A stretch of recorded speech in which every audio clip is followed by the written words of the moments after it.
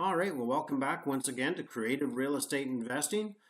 We are in Module 3 and we're continuing on with lesson number 2 where we're talking about options and how to apply options with land or property. So let's just jump ahead here. It was December 4th, 1987 when an idea was born. Now, for many of you, this probably doesn't mean a whole lot, but for somebody like me who's an avid hockey fan, and I love not only playing the game still to this day, but I love going and watching my Ottawa Senators. Well, it was December 4th, 1987, when the idea was born to bring back the Ottawa Senators. So with this idea, there was a ton of speculation because as you can see in the picture below, that's the picture of the arena that they had proposed they were going to be building if they won the franchise, if they were awarded the franchise.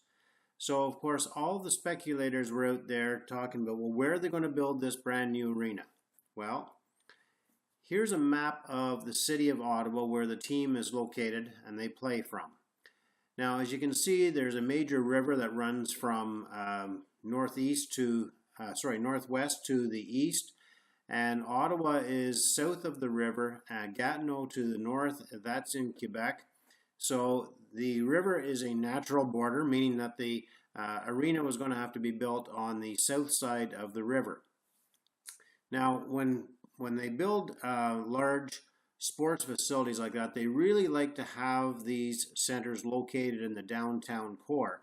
So that was their number one location, of course, and they did have the land down there, but there was some political issues, being that it's a government town. They weren't able to acquire the land, and there's a lot of other headaches and issues to deal with down in the downtown core, such as parking and transportation. However, that was one location that they identified. The second location was in the east side of Ottawa in an area called Orleans, and then south of the city in Barrhaven, and then to the far west in the city of Canada. Now these are, at the time, these were all separate cities outside of Ottawa. They have since all become amalgamated together to one large city, and there's a population of just around 1 million people in total here. There's also massive growth in this direction, to the south and to the west of the city. That's where the bulk of the growth for the city is going. So here's the 4 different locations for the potential building of the arena. Now, why does that really matter? Well, when you build an arena like this, or any sports facility, not only is there the benefits of the construction for the workers and whatnot, but it also attracts a lot of new business, a lot of restaurants, a lot of shopping, and then eventually a lot of new housing goes up around it as well. So there's a great economic impact, and of course all of the land value around these sites are going to start to skyrocket because all the developers are going to want to develop in land around there. So my thoughts about the different locations, my first choice would have been number 2 because of the proximity to the Gatineau market to draw clients to the games. My third choice would have been in the south end in Barrhaven area. They do have some north-south transit there, which is pretty good. And then my third choice, my third choice would have been out in the Canada market, where I've got number 4 in the circle there. And it's experiencing tremendous growth, but the challenge with it is it was so far from the downtown, so far from the east end. The public transit is terrible, but there's lots of room for parking and there's lots of room for growth. And then, of course, the fourth choice was the number 1 location right in the downtown, simply because of the parking and transit just could not support it. So if I was a betting man, I would have bet that they would be building on location number 2. However, there's no guarantees. So what are you going to do? Well, you have to keep in mind that this isn't an exact picture of what the land looked like before, but it was farmland. So they're going to take a piece of farmland that looks something like this, and back then, because of the proximity to the city, it was probably selling for anywhere between $5,000 and $8,000 per acre before the idea was launched. But then once the franchise was awarded, 2 years later, December 6, 1990, then the values of the land skyrocketed to anywhere from $25,000 to $50,000 per acre. So no wonder people wanted to tie up the land, because they could benefit from that spread anywhere from $5,000 to $50,000. So the potential profit is anywhere from $20,000 to $40,000 per acre. But the challenge is, which property do you sink your money in? Or do you go and you invest in all three of these properties? So all three properties, 100 acres each, $8,000 per acre, that means it's going to be $2.4 million. Well, there's not too many people who have that kind of money sitting around that they can afford to invest in all three locations.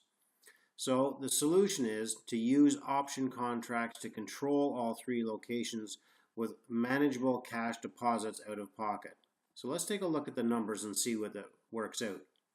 So we'll assume that the current land value is $5,000 per acre.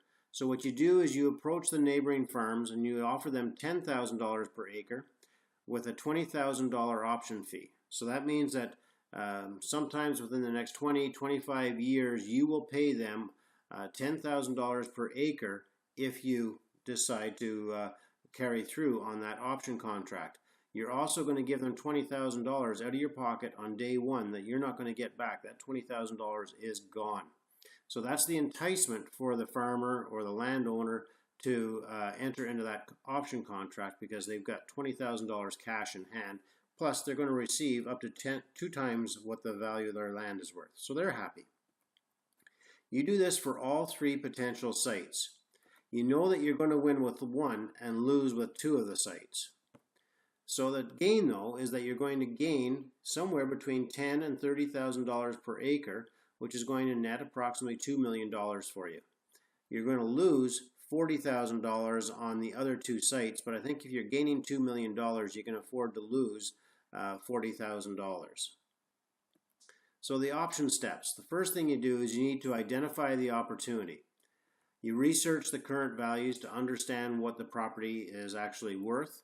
You then offer an option to purchase in the future based upon a price that you feel is enough to entice them to want to enter into the contract. So the option price has to be higher than the current market value, but much lower than the projected future value based upon your research.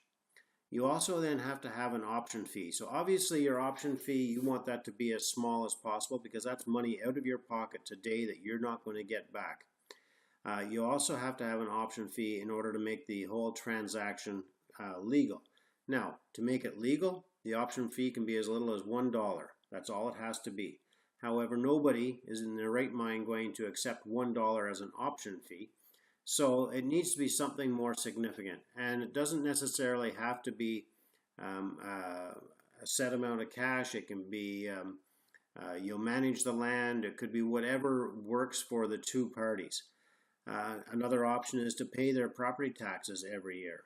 Or you can pay them a lump sum fee in year 1, and every 5 years you pay them another lump sum fee. It could be whatever works for you or both parties. The renewal option, in case you need more, so what you want to do is in your option have a clause that will allow you the option to renew it at the same prices, or you may have to renegotiate the prices with some parameters, and you may have to give them another option fee at that point in time as well. But obviously you're going to structure it as much in your favor as possible. Exercise the option to purchase or not. Simple as that. So those are the steps to actually putting, going through the process of identifying, locating, and putting the option in place. Now keep in mind that most real estate agents, active real estate agents out there who do invest, they're simply investing for appreciation and principal pay down. So really they're investing based upon speculation, as I explained in lesson number 1. The educated investors. So everybody that's listening to this presentation right now is becoming an educated investor if you weren't already. You invest in all profit centers. So you want to benefit from the appreciation, but you're not going to focus on the appreciation. You're going to enjoy the cash flow, the principal pay down, the appreciation, depreciation. You want all of those profit centers for yourself. You also want to use other people's money and use options in order to reduce and or eliminate your risk.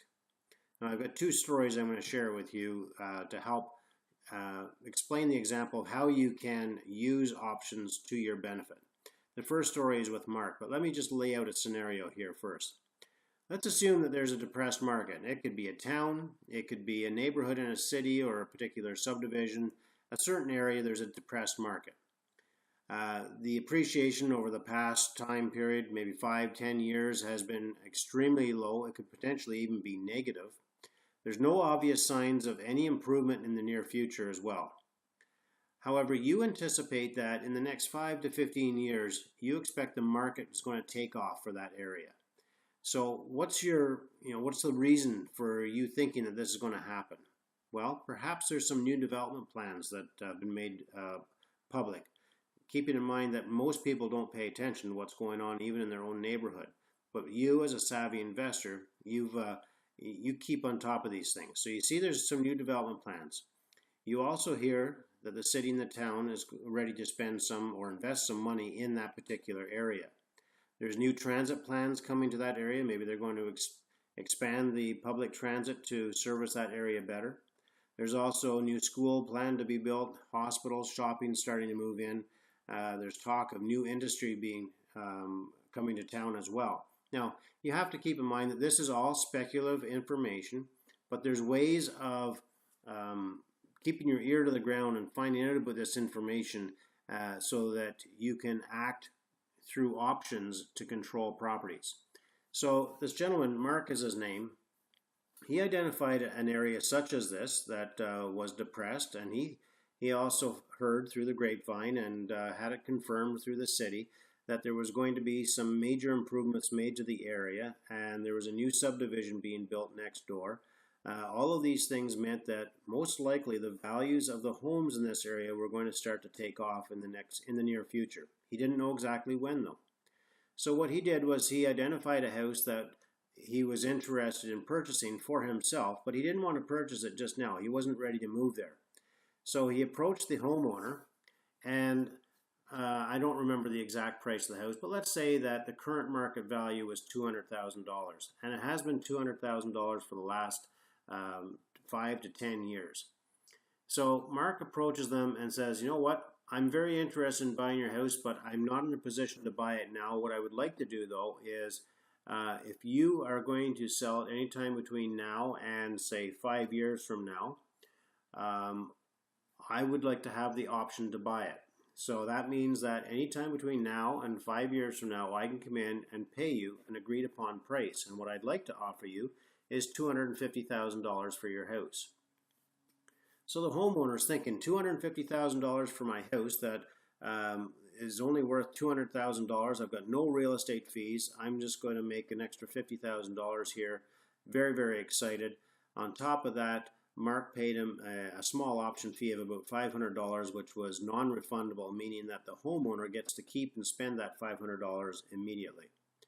So that's what happens. Then we fast forward about 5 years, and the market conditions in the area start to improve.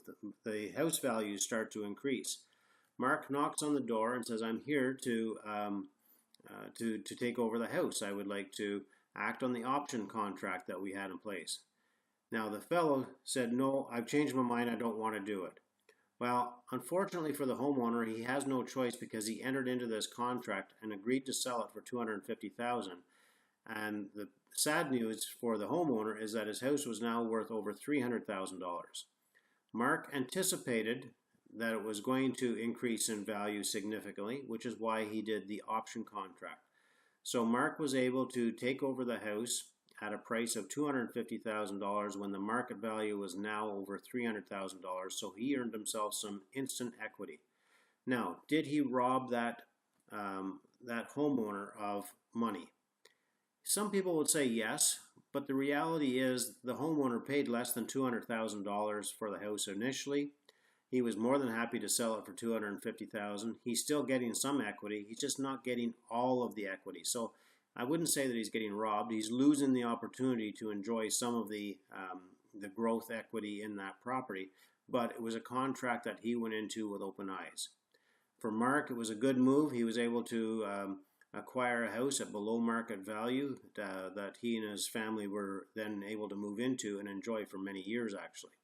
So that's just an example of how you can use options on a single family house, not even for real estate investing, but for your own purposes as well. Now, the second story deals with a small town in eastern Ontario. Back in 1975, this was actually my hometown where I grew up. So the town's called Carleton Place, and the population 4,500, and the dotted lines you see there are the town limits. And it's like your average country town where you've got a major highway going through there, through the edge of the town, and you've got the gas stations and some restaurants out along the highway, and then you've got the main street. So if you were coming from Smith Falls at the south end there, and you wanted to go to the northeast, where the town of Almonte is, you would go straight through the town of Carleton Place on the main street. And that was a major thoroughway, so you get transport trucks and everything going through the town always. So that was the way the town was laid out. There was the businesses out at the edge of town. And then all of a sudden, right here, they built a brand new gas station. And for the life of me, I could not figure out why they would build a gas station out in the middle of nowhere. It was maybe a quarter of a mile outside of town. It was certainly too far for people to walk to. It was even on the wrong side of the highway to catch the commuters going into the city for work. So it really didn't make sense, and it really, I can remember very, very clearly, asking myself, why would they do that? Well, let's fast forward now to the year 2014. The population is 10,000 and growing. They anticipate over the next 10 years that the population of this town is going to double in size, which is extraordinary, actually, to have that amount of growth in such a short period of time. However, the town has been very proactive. They've built sewer systems, they've built recreation centers in anticipation of all this growth. They're doing a lot of planning to help it. So what they also did was they expanded the size of the town. So they expanded the town limits to the east in particular to now include where that new gas station had been built years ago. Then they also installed a brand new bypass, which alleviated all of that traffic driving through the downtown core. So now the heavy traffic would come in and do a little jog around the downtown and continue on its merry way to the north to Almonte. So that meant then that there was a very busy intersection, and that gas station was located right at the hub of that intersection. That gas station, when it first opened up, it actually closed at least twice, maybe 3 times before this intersection was built. And even before they built the intersection, they put a Tim Hortons donut shop in there. And that Tim Hortons donut shop, it caused everything to take off. People started going to that gas station. And then, of course, once they announced the bypass and started the construction of the bypass, this intersection became extremely valuable. And currently we have a major Walmart superstore there, several strip malls, a major grocery chain opened up, Canadian Tire, a major hardware store, Home Depot, Staples, and there's a lot more being developed out there as well. So let's go back to 1975, and that's what it looked like then. So what would happen if I'd optioned a piece of land? If I'd optioned any of these 3 pieces of land here, where that major intersection developed over time, I would have been able to take advantage of the land value appreciating. So what if in 1975 I optioned 50 acres of the low-lying land that was worth less than $500 an acre at that time, because it truly was marshy land? So what I would do is I'd offer to purchase the land at, say, $2,000 an acre within the next 20 years, with an option to extend that if I need to. So if I need to renew it every 5 years, I could increase it by 5%. And again, That's all negotiable. You do whatever it takes to make it work. I then sit on that land for 25 years. A developer comes along, identifies the land for development, and they approach the current owner of the property. And they offer to purchase the 50 acres that they've identified for $2 million. Well, that farmer is ecstatic and he signs the agreement to sell immediately. He's totally forgotten the fact that I have an option on that property. So, and he thinks, you know what, I'm selling this for $2 million. I don't care what Ken had the option contract for anyways. I'm out of here. That's all good and fine, except the developer, the lawyers representing the developer are going to discover this option contract when they do a title search on the land. And they're going to realize that they can't deal with the owner of the land. They have to deal with me because I control the land. So I negotiate to sell to the developer for $2 million after I exercise the option to purchase the land for $2,100 per acre, or approximately $105,000. So the farmer's not very happy now. And all of a sudden, the farmer's only getting $105,000 for this marshland that he was just offered $2 million. Yet, back 25 years ago, he thought he hit a home run when I was offering him $2,000 for land that was only worth $500 an acre. So that's how you can identify a piece of land and tie it up for a long period of time in order to take advantage of appreciation or land use change, all about being speculation. Now, you have to be aware that here we're talking a 25-year plan, and at my age now, I'm not going to get involved in a speculation deal for 25 years because I'm not going to be around to enjoy it. However, if you're just starting off in investing, or if you're only 25, 30 years of age, this is a great way to get in low and be able to, at low risk also, be able to reap the rewards in the future. All right, so now it's a little bit of a timeout here for a reality check. So if you just said to yourself, no one in their right mind would ever agree to this, or I can't imagine this ever happening. You need to be a big developer to do this. If you've said any of these three statements or anything similar to that, then you know what? You're absolutely right. Because if you're thinking that, whether you believe you can or you believe you can't, you're right. That's a statement from Henry Ford. So what you need to do is you need to go back and revisit what your beliefs are. Because the reality is people do this all the time. This is how the big boys play in the on that big chessboard out there. So I'm not suggesting that you have to play as with the big boys, but there's no reason why you can't play like the big boys.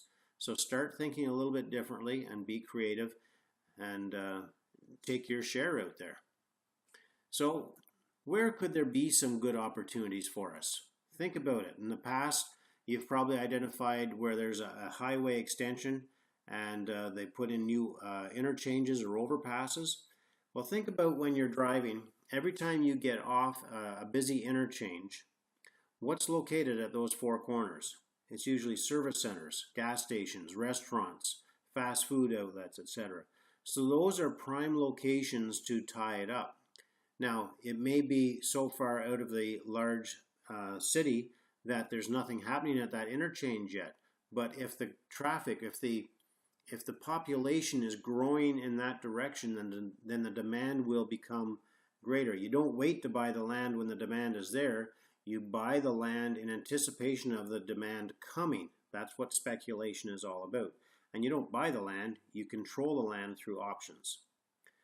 You also identify other communities such as Carleton Place that are fast growing. And these are all across the country. Every area has fast growing communities and other communities that aren't growing fast. So you need to be very careful where you do this type of speculating. Make sure you're doing it in a market that is growing. Stagnant neighborhoods or communities, if you're going to identify a single family house that you want to tie up with an option contract for yourself, just pay attention to the market conditions and look for these stagnant neighborhoods or markets that are set to take off like crazy. And then there's also new developments like the sport complex that I showed you here in the city of Ottawa. Every major city has these types of complexes being built all the time. What you need to do is find out when and where they're being built.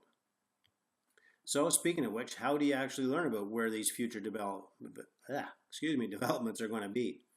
Well, just simply keeping your ear to the ground. Get out there and network with people and listen to all the rumors that are taking place.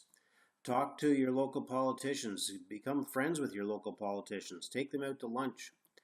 The city, every municipality will have a development plan. So what you want to do is speak with the economic development officer, who's the person, I like to say they are the staff member that is the salesperson for the community. They stand there or they work there, and their whole role is to promote the community to outside sources, whether it be developers coming to town, whether it be industry that they're trying to attract to the town as well to bring jobs into the community. What you want to do is you want to look at their 25 to 50 year plan and see what their plans are for the community. Attend the city or the council meetings on a regular basis to find out what's being proposed. Speak with the economic development officer. Also study historic growth patterns. So I find the aerial shots for the community, and usually the government does take regular aerial photographs of the country. So what you want to do, and or your city communities, what you want to do is you want to go back 50 years. Get a picture of what the area looked like then 40 years ago, 30 years ago, 20 years ago, 15, 10, 5, and watch for the trend in the patterns. Now for the city of Ottawa, when I mentioned that the river separates the city of Ottawa from Gatineau, which is Quebec, that becomes a natural border. So obviously the city of Ottawa cannot grow north because of the river. There's going to be other communities are going to have natural boundaries as well, whether they're rivers, ravines, borders, whatever. So that's an easy one to figure out. So when or where is the growth happening? Is in the case of Ottawa, it was going directly south and west. And you can actually see that through the aerial photographs. And as long as there's nothing else that's physical in the way to stop that growth, then what you're going to want to do is be ahead of that growth and invest through options or buy and holds in the markets that are going to be swallowed up by this growth from the larger city, because as you're swallowed up, the land value is going to increase dramatically. So that's it for options. Hope that gives you some ideas as to how you can make use of options. Again, I'm not here to teach you how to do options. I'm here to enlighten you about how you can make use of options, whether they be for land or speculation. And then in the next lesson, we're going to be talking about what most people are more familiar with, I suspect, and that's going to be the rent-to-own options. And I'll talk about sandwich lease options as well as purchase lease or tenant-first options as well. So until then, have your